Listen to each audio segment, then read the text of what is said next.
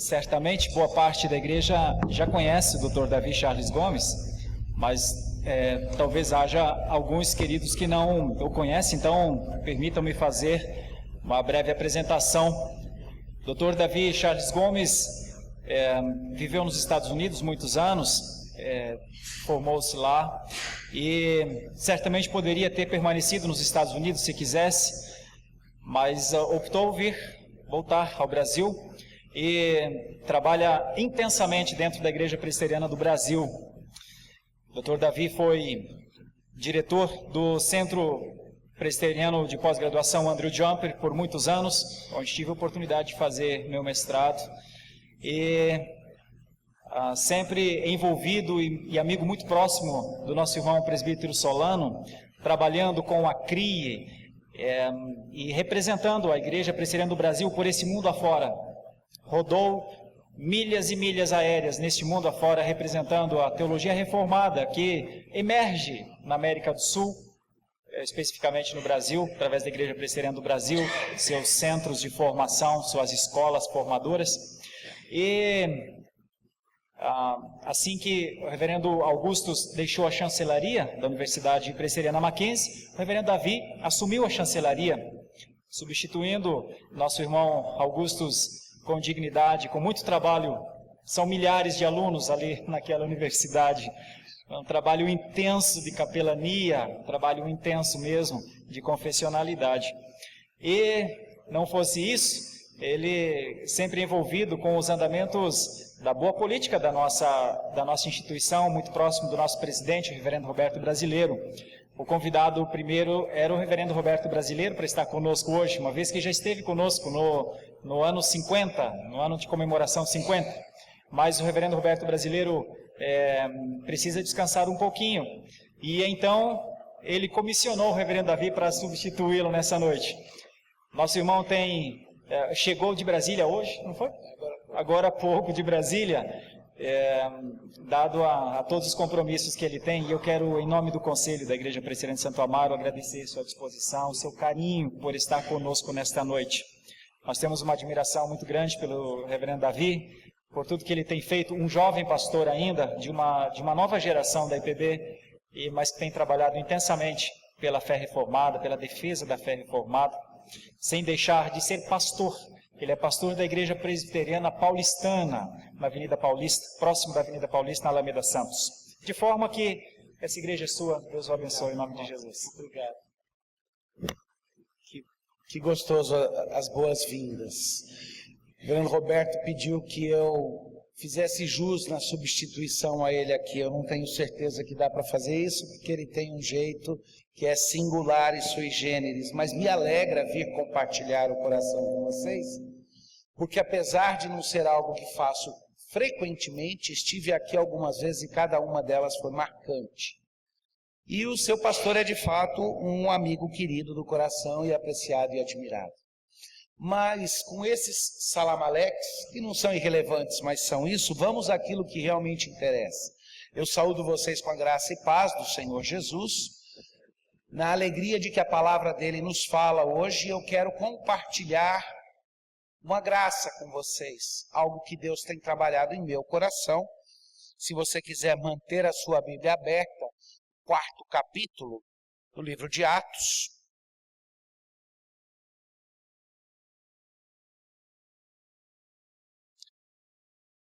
Eu vou ficar segurando tanto a minha curiosidade quanto a vontade de falar daquilo que acontece nesse exato momento na política da nossa nação. Com certeza nós vamos sair daqui hoje à noite e descobrir um Brasil diferente. Talvez pelo rufar dos celulares em algum momento desse sermão já dê para perceber para onde é que a coisa foi.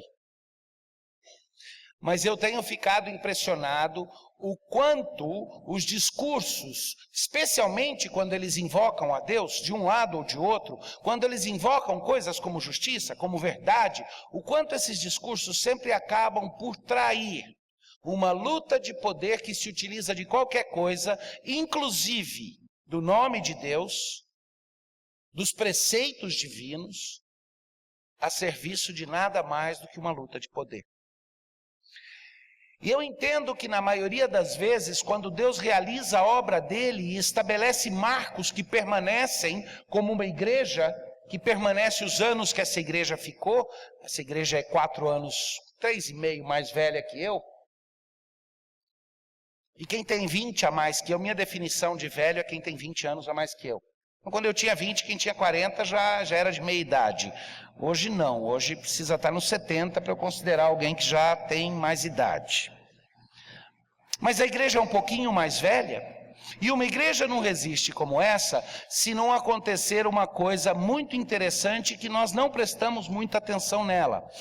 Qualquer instituição que trabalhe e milita em nome do Evangelho só resiste e sobrevive quando ela é feita de pessoas vencidas. De pessoas que tiveram as suas vontades subjugadas pela vontade de Deus.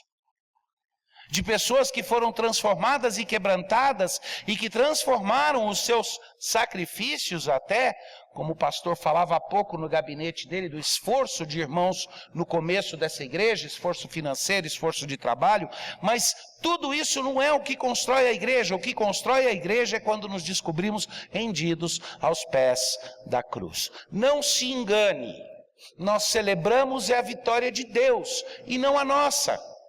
Nós celebramos a nossa porque estamos com Ele, pela graça e misericórdia dEle, porque somos contados como filhos de Deus. E assim como os méritos de Cristo nos são atribuídos pela graça maravilhosa do Pai, as vitórias de Cristo Jesus também são. Mas é o triunfo de Cristo Jesus que nós celebramos aqui no aniversário da igreja e em todos os momentos nos quais nós vemos Deus fazendo a sua obra. E o triunfo da obra de Deus sempre corresponde à derrota de tudo aquilo que é humano, de tudo aquilo que é excessivamente humano. Porque não podemos nos enganar. Desde o começo da nossa história, a Bíblia deixa claro que existe uma luta de poder, que no Éden a grande tentação já foi essa. Desobedeça a Deus para que você passe a ser como Ele é. Entre nessa disputa de poder, entre nesse jogo de poder. Nos nossos relacionamentos humanos, a luta de poder é o que destrói tantas coisas.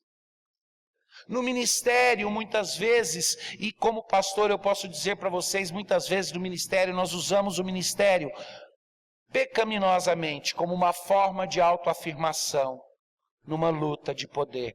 Que é humana, demasiada humana. E a grande pergunta é, por que é que alguém resistiria a Deus? Por que é que alguém iria usar Deus para benefício próprio? Não faz sentido. Se Deus existe de verdade, Ele não é um Deus domesticado e o poder dele não pode ser raptado. Ninguém coopta o poder de Deus para si mesmo. É uma impossibilidade lógica, se Ele é Deus de fato, que alguém possa se utilizar de Deus para seu próprio poder ou possa resistir a Deus. E no livro de Atos, onde nós vemos, e o livro de Atos vocês bem sabem, porque Augusto já ensinou isso para vocês há muito tempo, e com certeza o reverendo Lima continua ensinando, que deveria ser chamado Atos do Espírito Santo e não Atos dos Apóstolos, mas é por intermédio dos apóstolos que o Espírito Santo age. Nós vemos ali uma sequência de eventos, quando o Evangelho começa, uma marcha triunfal, e nós descobrimos que assim como o Evangelho de Jesus Cristo foi resistido, e o próprio Jesus Cristo foi resistido numa luta de poder, na qual ele não aceitou se engajar, porque honestamente ele não aceitou se engajar na luta de poder, porque seria covardia. Porque no momento em que o rei do universo quisesse, estavam derrotados todos os seus inimigos automaticamente e imediatamente. Por isso, talvez o momento mais irônico da vida de Jesus tenha sido quando ele estava em pé, em frente a Pilatos, e Pilatos disse: eu tenho poder para te soltar ou para te prender. E ele disse calmamente: você não tem nenhum poder que não te tenha sido dado. Quem é que dá esse poder? Ele mesmo. É como se ele olhasse e dissesse: bobo, você não percebeu que fui eu que te dei qualquer autoridade que você tenha hoje, nesse presente século e nesse mundo? Porque todo o poder pertence a Jesus Cristo. Nessa marcha da igreja acontece uma coisa interessante. Assim como Jesus sofreu a resistência dos apóstolos, de repente os apóstolos, e particularmente onde eu vou narrar uma história que aconteceu, os apóstolos Pedro e João experimentam os primeiros momentos de resistência a eles como resistência ao Evangelho. Eles experimentam a luta pelo poder, que até agora, na narrativa dos Evangelhos, nós víamos primariamente acontecendo entre Jesus e as pessoas de fora do grupo de apóstolos, de discípulos, e entre os discípulos. Eles lutavam entre si para poder. Quem é que senta à direita, quem é que senta à esquerda, quem é que vai... Mas, no geral, os apóstolos não tinham experimentado essa situação de serem aqueles que estão na berlinda, na primeira linha de fogo, nos embates e lutas pelo poder. E se nos horroriza a luta pelo poder de pessoas que levantam e, em nome de Deus, falam coisas e disparates contrários um ao outro. A mesma pessoa diz, em nome de Deus eu quero um governo que tire do rico para dar para o pobre. E a outra fala, em nome de Deus eu quero uma sociedade onde cada um receba de acordo com o seu trabalho. A gente sabe que é impossível ambos estarem falando em nome de Deus, porque estão falando coisas distintas e diversas. Mas eu resisto aqui a tendência minha própria de ficar voltando para a questão política, e em vez disso eu quero mostrar uma questão mais profunda. E eu quero começar fazendo uma pergunta: por que é que alguém resistiria a Deus? E eu quero mostrar que quando nós encontramos ali o primeiro embate de Pedro, João e os apóstolos ainda em Israel, a primeira resistência aberta e ostensiva ao Evangelho, nós aprendemos bastante se discernirmos as diferentes formas como as pessoas ali resistiam a Deus. Se discernirmos e destrincharmos talvez os grupos e o que motivava cada um dos grupos nesse encontro que eu passo a ler para vocês. No capítulo 4, eu não vou ler o todo, vou fazer referência a ele. Deixa eu começar dando para vocês uma ideia do que está acontecendo. Primeiro, Pedro e João sobem ao templo para orar, e quando eles sobem ao templo, eles descobrem um homem que mendigava à porta do templo e pedia a eles que lhe dessem alguma graça. Ele pedia que tivessem misericórdia dele e que olhassem para ele, porque ele queria receber alguma coisa. Quando os dois passam ali, eu imagino, se tivesse na pele daqueles apóstolos, eu diria, tem algo muito errado com essa cena. Esse homem está pedindo no lugar errado. Por que ele fica à porta do templo? O templo deveria ser o lugar onde ele entraria para pedir alguma graça. Mas ele vai ficar ali na porta porque ele não está pedindo e esperando receber alguma coisa de quem ele deveria pedir. Ele está pedindo daqueles que passam. No lugar errado, pedindo para as pessoas erradas. E está pedindo a coisa errada, porque ele está pedindo a esmola. Ele não está nem pedindo a cura do seu aleijão.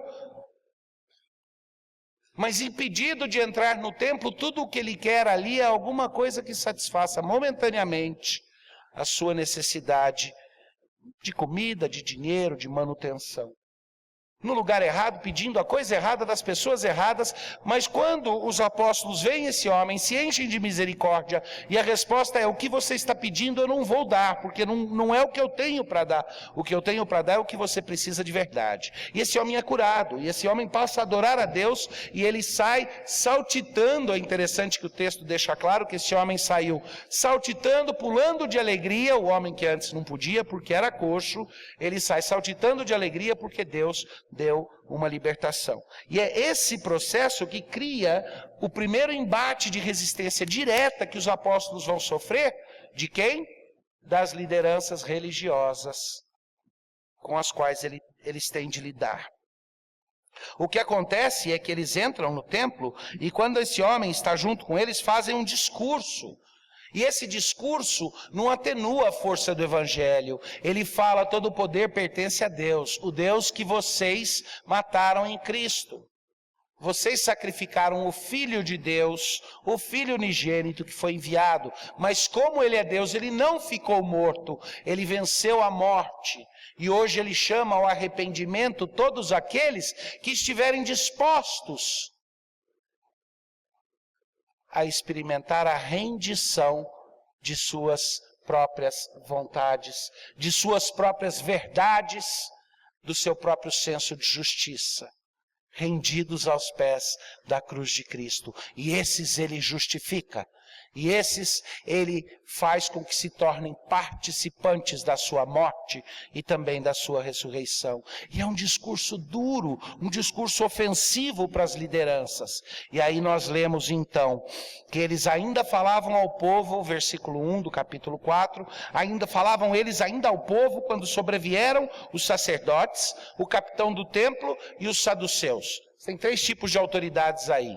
Você tem a autoridade religiosa, você tem a autoridade acadêmica e você tem a autoridade, a força policial, governamental. E esses três grupos que na maioria das vezes lutavam entre si pelo poder, armavam arapucas uns para os outros para ver quem é que teria domínio sobre o povo. E isso acontecia não só entre esses 3 grupos, os sacerdotes, os escribas e as forças militares e as autoridades civis, mas também internamente esperavam isso. Os escribas competiam entre si, aqueles que eram fariseus e aqueles que eram saduceus, a liderança religiosa também. E parece que por todo lado havia luta pelo poder, mas uma coisa eles concordavam: a pregação do evangelho que esses apóstolos traziam era uma ameaça para o poder deles. Deus precisava ser resistido, porque afinal de contas, o que seria de toda a religião deles, o que seria da força com a qual eles mantinham o povo dominado, se eles não resistissem esse evangelho? O evangelho era subversivo. E às vezes as pessoas me perguntam, será que em alguns momentos o evangelho não tem perdido um pouco do seu impacto na nossa sociedade? Me diga se você sente orgulho ou um pouco de vergonha alheia quando você escuta alguém dizer: eu falo em nome da bancada evangélica no Congresso. Eu sinto. E conheço vários daqueles homens, e sei que alguns são até pessoas de bem, mas como bancada eles não representam os interesses do reino. Eles são um grupo de poder, uma facção que luta por poder. E esses grupos, então, chegam logo que os apóstolos estão completando o seu trabalho ali no templo. E Pedro termina o seu sermão, e o texto nos diz que eles ainda falavam ao povo quando sobrevieram os sacerdotes, o capitão do templo e os saduceus, ressentidos por ensinarem eles o povo e anunciarem em Jesus a ressurreição dentre os mortos. E por que é que alguém iria ressentir alguém que faz o bem? Ressentir alguém que cura os necessitados ou que instrui os ignorantes? E os prenderam, recolhendo-os ao cárcere até o dia seguinte, pois já era tarde. Muitos, porém, dos que ouviram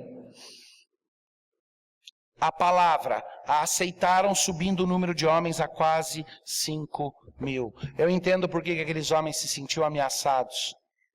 Porque em toda a crença deles de que eles mantinham o povo sob o seu poder, eles começam a descobrir que a palavra de Deus, de fato, nos liberta para a verdade.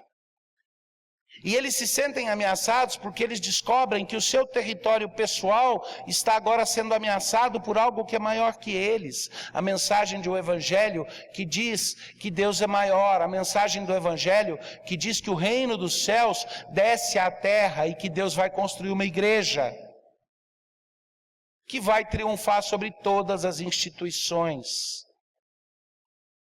Que vai, como levedo, infiltrar todas as partes da vida e iluminá-las com o Evangelho e com o reino de Cristo Jesus. O povo escuta e o povo cresce, e isso só faz com que a ameaça seja mais real. No dia seguinte, reuniram-se em Jerusalém as autoridades, os anciãos e os escribas, e com o sumo sacerdote Anás, Caifás, João Alexandre e todos os que eram da linhagem do sumo sacerdote. E pondo-os perante eles, os arguíram: com que poder ou em nome de quem fizeste isso?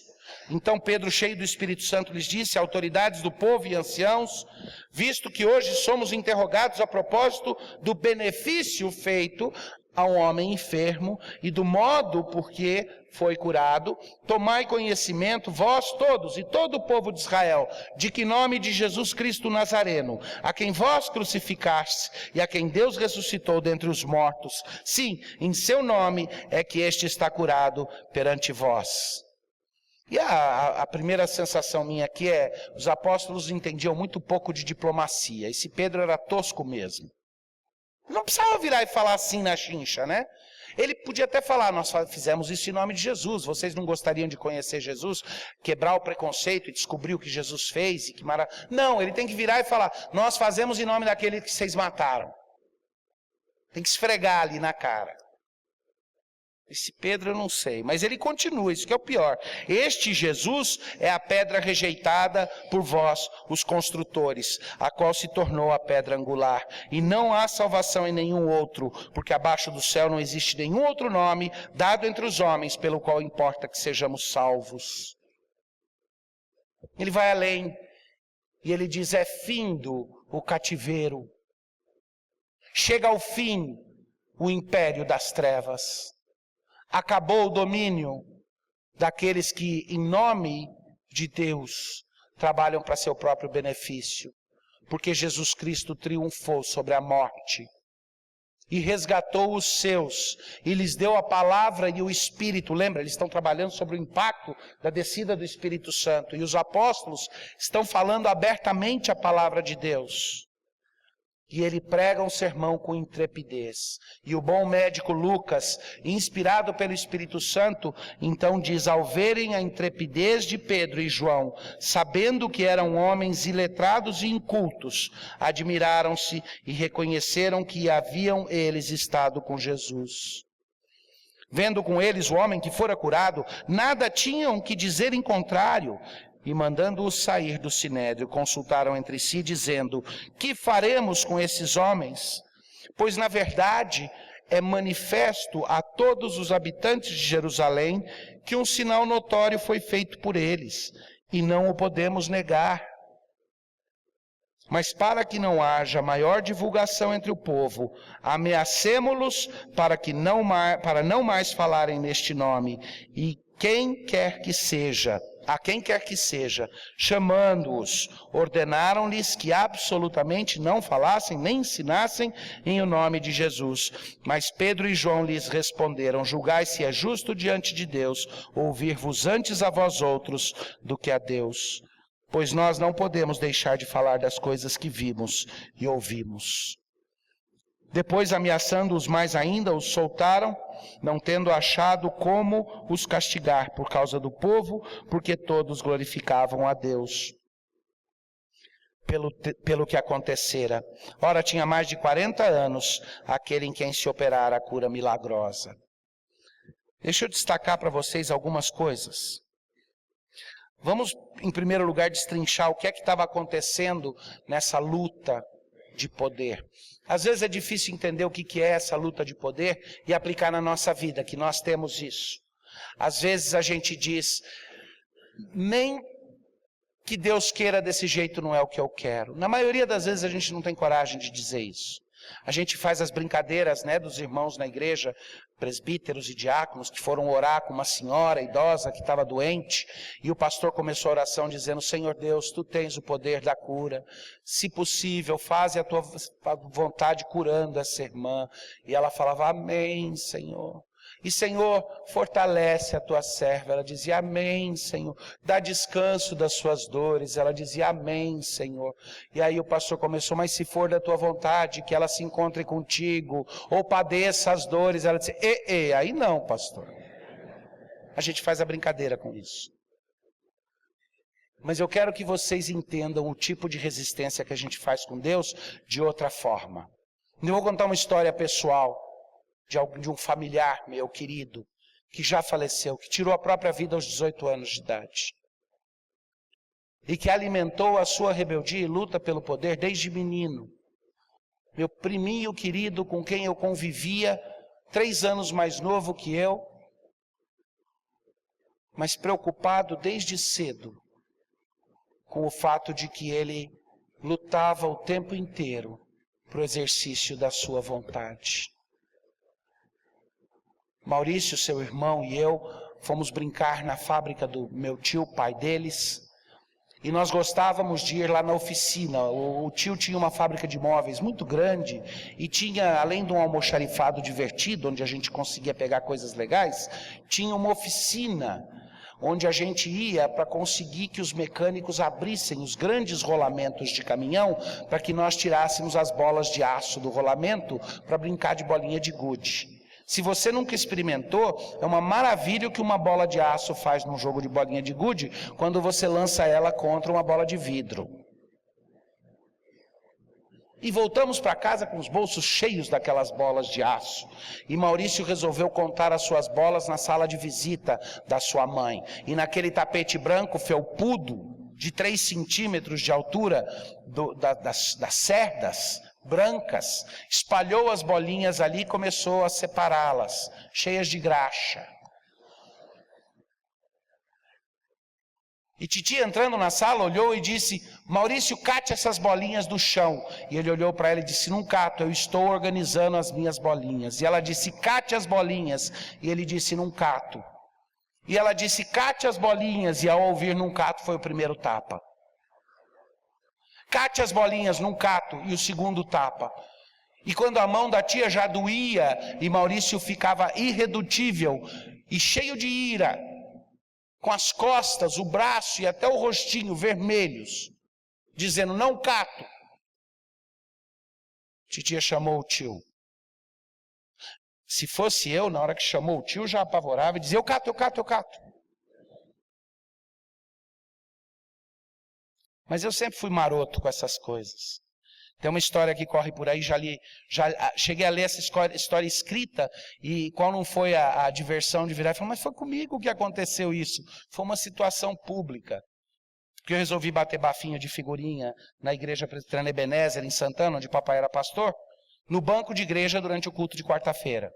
E papai do púlpito olhou, e aquele olhar devia ter me brecado, mas eu não parei, eu continuei batendo as figurinhas e tentando, sabe, bater bafinho, né? Fazer virar a figurinha com a palmada. E era tum, tum, tum, e finalmente ele olhou e disse do púlpito da vizinho: para. E eu continuei. E ele disse: para, eu continuei. Finalmente ele disse: irmãos, cantem um hino, eu preciso disciplinar meu filho, até pelo testemunho para vocês. Desceu e me catou do banco, colocou embaixo do braço, segurando pela cintura, pendurado, e foi saindo para a salinha ao lado para me disciplinar. E eu olhei para trás e disse: irmãos, orem por mim, por favor.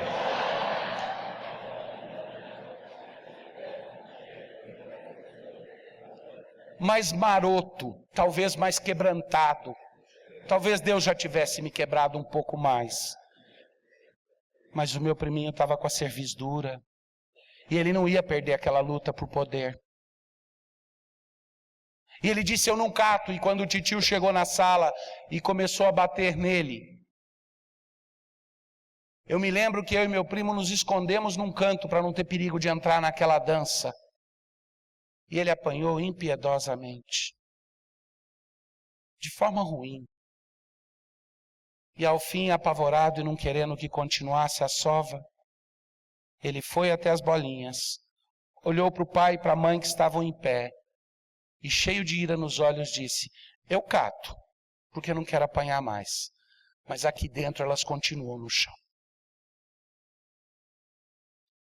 E é assim que nós resistimos a Deus, fazendo da nossa vontade grande para que a dele seja pequena, mas a Deus não se resiste. O que nós vemos acontecer aqui são apóstolos, homens que foram quebrados por Deus, que foram quebrados por Jesus. Pedro, o homem da intrepidez, é aquele que disse: Jesus, ainda que todos te abandonem, eu nunca vou te abandonar. Aquele homem ali estava com Jesus. Eu não, nem conheço ele. Estava assim, eu vi ele com Jesus. Para, menina, eu nem conheço esse homem. Não, você é um dos discípulos de Jesus. Que é isso? Eu não sou ligado a essas coisas, eu nem sei quem ele é. Me deixe em paz. Ele precisou ser quebrado. E Jesus tinha avisado: Satanás pediu para te cirandar, e eu vou deixar porque você precisa ser quebrado, para que você brilhe no meu serviço. João experimentou isso. João era o discípulo amado, mas João era ao mesmo tempo aquele que entrou em disputa para ver quem ia ficar mais perto de Jesus. é aquele que não conseguiu nem ficar acordado nos momentos de maior angústia de Jesus. Esses dois homens se tornam aqueles cheios de intrepidez. Note o que acontece dentro desse texto, algumas das características desses apóstolos. Eles proclamavam uma mensagem de arrependimento. E não se engane, você não prega o evangelho se você não pregar o arrependimento primeiro. Se nossa fé não for arrependida, nós não temos autoridade moral para pregar o arrependimento.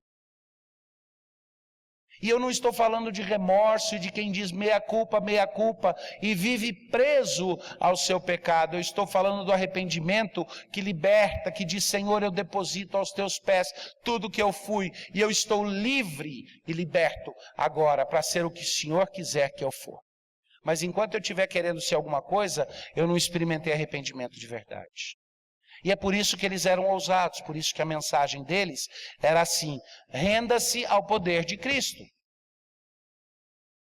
Não tinha uma mensagem que dizia: dá uma chance para Jesus se provar para você. Tadinho dele, batendo na porta do teu coração esperando. Você vai deixar ele no frio? Dá um cantinho para ele. Se você der um cantinho, você vai ver que é bom e aos poucos você vai deixar que ele entre no todo. Não, eles chegavam e diziam: é preciso que vocês se arrependam dos seus caminhos e tenham uma mudança de vida radical. O poder pertence a Ele. A nossa redenção começa quando nós abrimos mão da luta de poder e reconhecemos que a autoridade é dele, somente dele, de Jesus Cristo. Então os apóstolos proclamavam uma mensagem de arrependimento. E eles proclamavam promessas de uma aliança estabelecida por Deus. Está aí no texto. Eles diziam: Deus não abandonou a aliança, mas a aliança deles requer de vocês submissão e entrega. A aliança que Deus faz com vocês é de que Ele vai abençoá-los e levantar vocês do pó. Mas para isso é preciso que você se reconheça no pó. E de uma forma bem prática, na nossa vida, isso significa que esse espírito rebelde que muitas vezes diz: a vida me força a catar essas bolinhas no chão, mas no meu coração elas continuam lá. É nesse nível que o arrependimento precisa acontecer. Porque os apóstolos estavam ensinando a lição mais maravilhosa que existe, mais libertadora que existe. E é que nós precisamos perder para ganhar. Que o caminho para cima no Evangelho é o caminho para baixo, ele começa de joelhos. Que nós nos humilhamos perante a mão do Senhor, não como os orgulhosos fingidos que se acham tão humildes e se prostram em orgulho, porque isso faz deles espirituais, mas como pessoas que reconhecem: Senhor, meu coração é duro, a minha fé é fria, eu me esqueço rapidamente das tuas misericórdias, a minha cerviz é dura, mas a tua misericórdia lida comigo com gentileza e me quebra de forma gentil, e eu sou grato por isso. Eles anunciavam abertamente isso. Esses 3 conceitos que eu falei estão lá na mensagem de Pedro, claramente chamando. E por isso é que eles curavam e ilustravam a mensagem de redenção ao redor deles, trazendo redenção aos quebrantados. E segunda-feira, num debate que era sobre política, ouvindo uma pessoa cujo nome é bem famosa, dizendo: todo crente deveria ser de esquerda, todo crente deveria ter uma visão marxista, porque Jesus sempre fez a opção pelo pobre, Jesus sempre fez a opção pelo oprimido. E eu tive a oportunidade de rebater naquele debate, e eu disse: não, Jesus faz a opção pelo quebrantado, pelo que se reconhece pelo que ele é, pelo pobre de espírito, não por aqueles que são ricos de espírito, quer tenham muito ou quer tenham nada, mas pelos pobres de espírito, pelos quebrantados, porque ele veio para resgatar aqueles que precisam dele, aqueles que dizem: eu careço de ti, Senhor, eu preciso de ti. E os apóstolos, para ilustrar isso, saíram por aí pregando o evangelho e fazendo o bem, curando aqueles que reconheciam a sua necessidade, e muitas vezes dizendo: reconhece que você precisa disso e eu te dou. Mas não era uma luta para reafirmação deles, e sim para preparar pessoas para entender que o Evangelho é uma mensagem maravilhosa, mas que ele tem duas partes. Vou dar para vocês um resuminho que eu uso na minha cabeça para me lembrar sempre como é que eu preciso pregar o Evangelho para os outros. É a formulazinha que eu guardo para me ajudar a lembrar de todos os modos diferentes de anunciar o Evangelho, quais são as partes que precisam estar lá. E a mensagem do Evangelho é basicamente isso.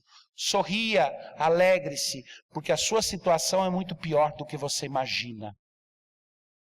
Mas Cristo é muito maior do que você é capaz de conceber. A pregação do Evangelho começa com a convicção do pecado. E ela não precisa ser uma convicção maldosa, uma violência. Ela pode ser uma convicção que diz, alegre-se, porque eu vou te dar o alívio de dizer que você não precisa mais você pode parar de fingir que se acha bom. Você pode reconhecer que você vive frustrado com suas próprias limitações. Sua situação é pior do que você imagina, então para de fingir, não precisa mais. Mas Cristo é muito maior do que você conseguiria saber por conta própria.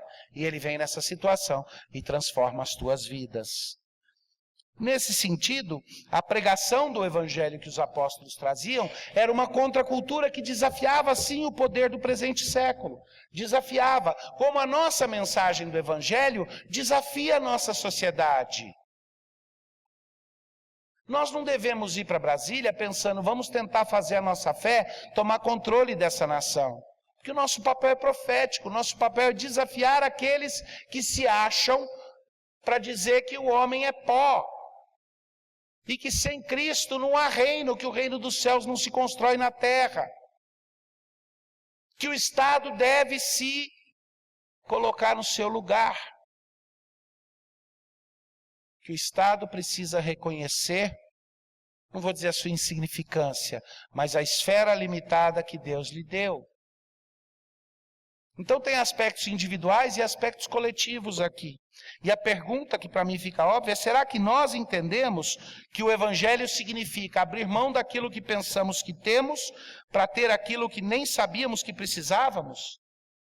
Será que nós reconhecemos e proclamamos uma redenção que vira o mundo de cabeça para cima? Ops, escorreguei, não é isso, né? Como é que é a expressão?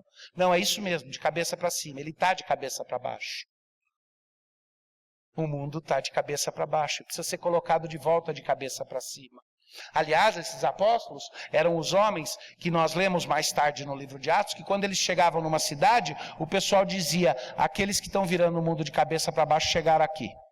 A turma do barulho chegou aqui. E quem me dissessem isso a nosso respeito. E dizem. E a razão pela qual Deus tem abençoado em muito daquilo que fazemos é porque nós temos sido o contraste com esse mundo que luta pelo poder, feito de pessoas que lutam para serem senhores do seu destino. E nós nos congregamos como pessoas que humildemente dizem, Senhor, reina sobre nós. Afinal de contas, essencialmente não somos democratas. Eu não sei se já caiu essa ficha para vocês. No governo secular lá fora, na esfera do mundo, eu prefiro um sistema democrático porque ele impede que pessoas más tomem a rédea do poder sozinhas. Ele coloca algumas limitações e ele dá às pessoas a capacidade de impedir esse domínio de um sobre outro, ou deveria dar. Mas isso é transitório. Isso é uma situação transitória. Na Igreja de Cristo, nós não fazemos parte de uma democracia. Recentemente, reunião da comissão executiva, semana retrasada em Brasília, semana passada em Brasília, nós aprovamos um novo modelo de estatuto para a igreja local. Esse modelo de estatuto para a igreja local tinha uma cláusula logo no começo, tem um primeiro capítulo que foi inserido, diferente do antigo estatuto, modelo de estatuto que temos no manual. Esse novo procurou responder a várias questões e trazer dos nossos documentos, trazer do código, da Constituição da Igreja, do Código de Disciplina, aquelas cláusulas que deveriam estar lá para que quando fosse registrar num cartório o Estatuto da Igreja, ou quando um juiz fosse resolver uma causa, ele pudesse se recorrer ao Estatuto da Igreja e já ter ali os dispositivos constitucionais de como é que membros são recebidos e tirados. Essa explicação técnica do porquê precisava reformar. Mas aproveitando que ia reformar reformar e fazer um novo modelo, tinha um capítulo que era sobre nossa identidade, nossa confessionalidade, nossa forma de governo. E nesse capítulo tinha um parágrafo sobre identidade, ela faz parte da Igreja Presbiteriana do Brasil, confessa a Confissão de Fé de Westminster, os catecismos. Tinha um segundo que era sobre a nossa identidade como igreja, nosso propósito na pregação do Evangelho, e tinha um terceiro que começava assim: a Igreja Presbiteriana, o governo da Igreja Presbiteriana do Brasil é um governo democrático representativo, onde o povo elege os seus representantes, que são os presbíteros, aos quais é dado o governo da igreja. E eu senti a necessidade ali, como um membro, o membro estava usando 3 chapéus naquela reunião, como presidente da Comissão de Relações Intereclesiásticas, também lá com uma representação do Mackenzie, mas também como presidente de sínodo, e eu não consegui ficar quieto. E eu propus um substitutivo. A Adriana ficou triste, porque eu passei a noite no hotel trabalhando, lendo os documentos e preparando. E o substitutivo dizia: o governo da Igreja Presbiteriana do Brasil é exercido pelo seu Rei soberano e único Senhor Jesus Cristo, o qual exerce o seu controle, dando à igreja as diretrizes para que saibam escolher o tipo de homens que serão ministros da sua vontade no governo da igreja. E aí o próximo parágrafo inserido dizia: o governo humano da igreja é representativo no sentido que cabe à comunidade dos crentes reconhecer aqueles homens que possuem os atributos ditados pelo rei, para que sejam escolhidos e eleitos como ministros da igreja. Não é democrático, na verdade, é monárquico. É uma monarquia parlamentar representativa. E é assim que vocês fazem. Se vocês olharem assim, os presbíteros são os representantes das diferentes classes na igreja, vocês vão estar trazendo para dentro da igreja a política secular. Luta de poder, luta de classes da igreja. Vocês sabem muito bem, e eu desconfio isso, porque sei da sábia escolha que vocês fazem nos presbíteros que tem, porque isso a gente não só ouve, mas testemunha na proximidade com seus pastores e com os presbíteros. E vocês sabem que vocês escolheram aqueles presbíteros e os pastores de vocês porque foram instruídos. Esses homens preenchem os quesitos bíblicos. O rei descreve o tipo de pessoas que vão executar a vontade dele. E vocês reconhecem, e aí sim é pelo voto, e é democrático o processo do reconhecimento, porque cada crente tem uma consciência individual em Cristo, e esse é um reconhecimento que, sob a liderança do Espírito Santo, deve se fazer. Mas eu pergunto a todos vocês que são membros da igreja, vocês diriam: eu acho que biblicamente essa pessoa é mais apta para o exercício desse ofício, mas eu gosto mais daquela, então eu vou escolher aquela mesmo que ela não seja apta para o exercício, porque ela me representa melhor? Vocês não fazem isso, não de consciência limpa diante de Deus. Nenhum de nós faz. Não quando o Espírito Santo nos dirige. Será que nós reconhecemos e proclamamos um reino onde a rendição da nossa vontade, a vontade de Cristo, é a nossa força? Porque é isso que deu para os apóstolos a força que eles tiveram. É isso que deu na história dessa igreja a força que ela teve. Para lutar contra dificuldades que existiram desde o começo da igreja, tem membros fundadores aqui, pelo que eu entendi, pelo menos 2 pessoas, né? É isso? E o que eu ouvi da história, se está correto, houve desafios. E aí vem a pergunta: será que nós hoje estamos entendendo que é assim? Ou nós vamos ser como aquelas autoridades, os opositores, pessoas que cada um está cuidando do seu próprio interesse, mas que, quando sentem uma ameaça maior à nossa divisão de poder, e aí talvez eu não esteja conseguindo deixar de falar um pouco da nossa nação também. Mas o momento é apropriado. Será que nós vamos ser como pessoas que dizem que lutam pelo bem comum, mas cada um luta pelos seus próprios interesses, e só nos unimos quando nós temos alguém que ameace a nossa divisão de poder, o nosso modus vivendi, aí nós nos unimos para resistir àqueles. Porque se for isso, o Evangelho é a maior ameaça que existe para o modus vivendi do presente século. O Evangelho não deixa nenhuma pedra sem virar. O Evangelho muda tudo. O Evangelho diz que a graça de Deus nos transforma e nos faz transformadores da sociedade. Cada um daqueles grupos dos opositores, as autoridades, os líderes, os acadêmicos, cada um deles não estava disposto a abrir mão do que achavam que tinham. Se prendiam àquilo. Cada um deles se sentia ameaçado. E olha que interessante, eles se sentiam ameaçados porque diziam: nós vamos perder a autoridade que temos diante do povo que nós dominamos. Nós vamos perder o domínio que temos sobre esse povo, se esses homens continuarem anunciando. E aí vem a minha pergunta: eles tinham autoridade se eles poderiam perder tão fácil? A analogia mais simples que tem é um relacionamento entre um homem e uma mulher. Imagine que um homem diga: eu preciso fazer de tudo, eu preciso fazer das tripas coração para que eu não perca o amor da minha esposa. Em algum momento cai a ficha e diz: espera, se eu tiver que lutar tanto assim, será que eu o tenho? Lutar por ela é uma coisa, lutar pelo amor dela, será que eu tenho? Esses homens não tinham a autoridade que achavam que tinham. Eles mantinham pessoas cativas. E a mensagem do Evangelho os ameaçava porque dizia que essas pessoas não seriam mais cativas dos medos que eles impunham e das situações que eles impunham. E assim cada um desses grupos tinha motivação para brecar os que faziam a obra de Deus.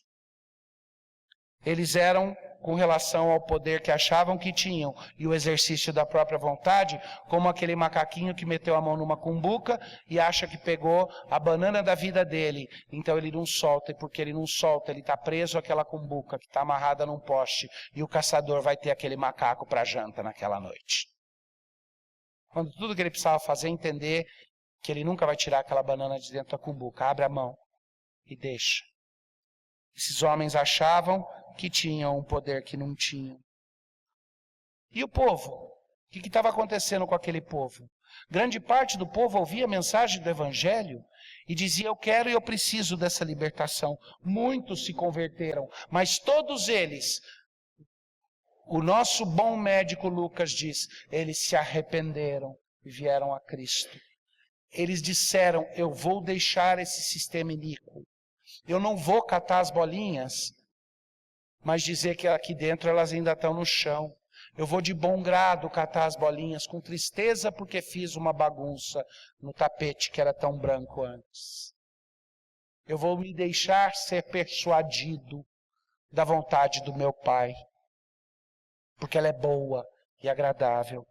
Vários do povo fizeram isso, e a gente tem aqui o relato de que a igreja atinge o número de 5.000. A gente não sabe com certeza se é 5.000 além dos 3.000 anteriores, ou se o número dos 3 agora vira 5. Mas está falando só de homens, você pode botar pelo menos mais 2 vezes isso, se for contar mulheres e crianças. Então a igreja está crescendo porque essas pessoas estão crendo na mensagem e estão abrindo mão do pouco que eles achavam que tinham. E aprenda isso. Na maioria das vezes, quem acha que tem muito tem dificuldade em abrir as mãos. É mais fácil para quem sabe que tem pouco. Mas, na verdade, quem acha que tem muito está enganado, é pobre, miserável, cego. Porque nenhum de nós tem nada diante de Deus, exceto aquilo que recebemos dele. E o que mais carecemos é essa graça. Note que interessante, no entanto, que o povo vivia na escravidão, certo? Os líderes políticos, religiosos e acadêmicos viviam na escravidão. O povo era escravo de quem? O povo era manipulado por quem? Pelas autoridades, certo? E as autoridades eram escravas de quem? Do povo. Elas viviam a vida inteira com medo de perder o controle que tinham do povo. Eles eram escravos do povo que eles pensavam que eles dominavam. Eles viviam para tentar manipular, para não perder o poder que achavam que tinham sobre o povo. Ou porque esse poder gerava status, ou porque gerava dinheiro, mas essa era a luta deles. Mas os apóstolos, em compensação, até quando presos e ameaçados de chibata, podiam virar para aquelas autoridades e dizer: vocês me digam, o que é mais certo, obedecer vocês ou a Deus? Porque vocês mantêm essa hegemonia sobre o povo, dizendo que estão fazendo a vontade de Deus. Então quem trouxe Deus para a jogada foram vocês. Então, pela sua própria lógica, obedeço vocês ou obedeço a Deus? Porque se aqueles homens dissessem, importa mais obedecer a nós, o povo diria, tá aí, a autoridade deles não vem de Deus então. Mas ao dizer, não, de fato, vocês têm que obedecer a Deus, eles estariam reconhecendo para o povo que a vontade deles não representava a vontade de Deus. Será que nós, como povo de Deus, reconhecemos que nessa luta de poder, Ele vai nos usar de forma diretamente proporcional à nossa capacidade de autoesvaziamento? Será que nós estamos acostumados com a ideia de que o poder de impacto que nossa igreja, como denominação, que a Igreja Presbiteriana de Santo Amaro tem, é diretamente relacionado à capacidade de esvaziamento das verdades próprias para submissão à vontade e às verdades de Deus, para entrega alegre, grata à obra que Ele faz? Porque nas situações limites, nas situações de medo, nas situações de tensão, geralmente aparece o melhor de nós. Mas quando nós alcançamos momentos de conforto, quando nós olhamos e falamos, uau, que bacana, a igreja cheia, o nosso trabalho está dando certo, está indo para frente e tudo isso. Às vezes, nesses momentos, a gente esquece que Deus está dizendo, e aí, prepara para mais, prepara para algo maior. Se esvazia diante de Deus e deixa que Ele mostre o que Ele ainda vai fazer. Porque esse é o desejo dEle. Não se enganem, nós estamos numa luta que não acaba até que Jesus Cristo finque a sua bandeira em todos os cantos dessa terra. Ele já reina soberano porque triunfou na cruz. Mas Ele vai estabelecer o seu reino de forma visível na terra. E a igreja visível de Cristo vai espalhar a glória dEle ao redor desse mundo. E a terra se encherá do conhecimento da glória de Deus, como as águas cobrem o mar. E o nosso trabalho não acabou quando a gente acha, poxa, que legal, olha o quanto fizemos, já podemos parar e descansar. O nosso trabalho não acaba até que a gente ouça do Senhor, bem-vindo, servo bom e fiel, até que todo o joelho se dobre. E esse é o nosso trabalho como igreja, mas esse é o nosso trabalho também individualmente. Como comunidade da fé, mas como pessoas que estão sendo transformadas. E aí me permite dizer que no âmbito individual, muito das lutas pessoais que nós temos são porque ainda disputamos poder com Deus e com o próximo. Eu faço aconselhamento conjugal, eu tenho visto vez e mais vez, já são 26 anos aí de ministério pastoral, desde bem moço. E eu vejo no aconselhamento conjugal, vez e mais vez, a raiz da maior parte dos problemas é luta pelo poder. É luta por território, luta por espaço. São sentimentos emancipatórios que dizem, eu tenho direitos também, eu também tenho um espaço que é meu. São lutas onde maridos desejam um controle que é indevido e não entendem que Deus os colocou como cabeça para serem servos e não controladores.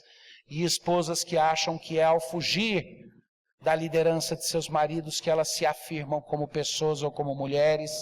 Eu vejo famílias onde os filhos lutam e disputam o poder com os pais. Eu vejo na igreja o quanto a gente perde quando a gente entra por caminhos de luta de poder. E a gente não percebe que todas as vezes que resistimos uns aos outros. Presta bem atenção no que eu vou falar agora. Porque é de coração. Todas as vezes que Davi Charles Gomes se encontra resistindo aos seus irmãos em Cristo, eu tenho pedido a Deus que me lembre que eu estou entrando numa luta de poder que eu não devia entrar, porque ao resistir aos meus irmãos, eu resisto a Deus. Mas você vai dizer para mim, então toda vez que eu discordo de alguém, eu estou discordando de Deus? Não, não. Resistir e discordar são coisas distintas. Eu estou usando resistir aqui para dizer, entrar na luta de poder e tentar manter o meu território, a minha hegemonia, a minha autoridade, a minha verdade. Quando o que Deus quer é que eu olhe e diga, Diga: não eu, mas Cristo. Não o meu espaço, mas o de Cristo. Deus quer que eu nunca diga: Cristo está do meu lado, Deus está do meu lado. Eu diga: eu quero estar do lado de Deus. E se você quer também, então é só uma questão de tempo até que nós dois sejamos da mesma opinião. Filipenses trata disso de forma maravilhosa, lá no capítulo 3, quando termina dizendo: esta é a verdade, se alguém pensa diferente, tranquilo, Deus a seu tempo esclarecerá. É essa atitude: se alguém pensa diferente, mas está caminhando rumo ao alvo da soberana vocação, eventualmente convergiremos para a mesma vontade, porque ela é a de Deus. Então isso acontece na nossa vida pessoal, acontece na nossa vida coletiva, e acontece na nossa vida até mesmo como denominação, muitas vezes. E o que Deus quer é que a nossa força esteja na liberdade de dizer: importa mais buscar a vontade de Deus do que a dos homens, importa mais obedecer a Deus do que aos homens. Nós somos livres e não tem açoites, não tem perseguição, não tem restrição, não tem lutas ideológicas, não tem a pressão de uma cultura que parece que está virando esse mundo de ponta cabeça, e está, ou de cabeça para baixo, dependendo de onde você for do Brasil, de origem, está mesmo. Mas nós podemos dizer: o Evangelho vem e bota as coisas de cabeça para cima, bota em ordem, e faz isso nos dando grande alegria e satisfação.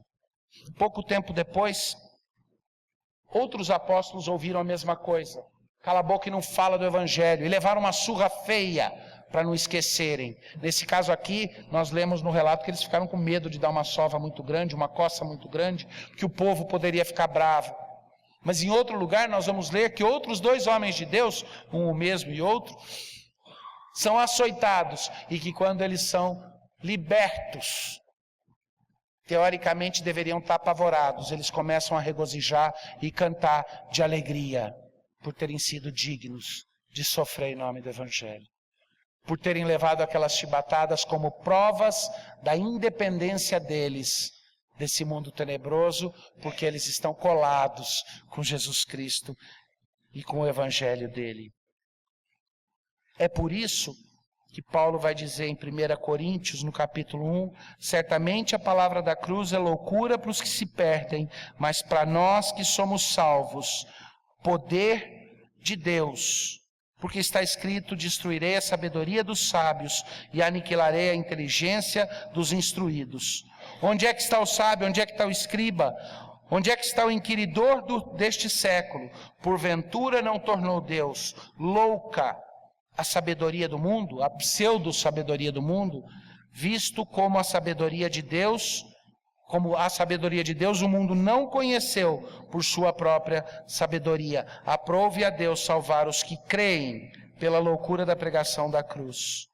Porque tanto os judeus pedem sinais, como os gregos buscam sabedoria, mas nós pregamos a Cristo crucificado, escândalo para os judeus, loucura para os gentios, mas para os que foram chamados, tanto judeus como gregos, pregamos a Cristo, o poder de Deus e a sabedoria de Deus, porque a loucura de Deus é mais sábia do que os homens, e a fraqueza de Deus é mais forte do que os homens. É esse Evangelho para o qual Ele nos chamou. Esse Evangelho trouxe essa igreja até aqui. Esse Evangelho tem sustentado a nossa denominação. E é esse Evangelho que vai permitir que nós ainda cumpramos mais 50 e poucos anos. Que essa denominação ainda celebre por muito tempo. E nós precisamos desse comprometimento, desse esvaziamento de vontade própria, porque eu estou convencido de que Deus está, e o seu pastor tocou nisso no começo, eu estou convencido de que Deus tem preparado a Igreja Presbiteriana do Brasil para preencher o vácuo que ficou quando muitas das denominações no globo, reformadas que eram fortes, ficaram combalidas, em lutas e em situações. Porque o lugar onde o Evangelho cresce hoje é no hemisfério sul. E isso coloca diante de nós um grande desafio, não só de testemunharmos Cristo aqui em terras dos Brasis, mas de sermos também usados por Deus para impactar esse mundo todo, em nome do Evangelho. Que Deus nos abençoe.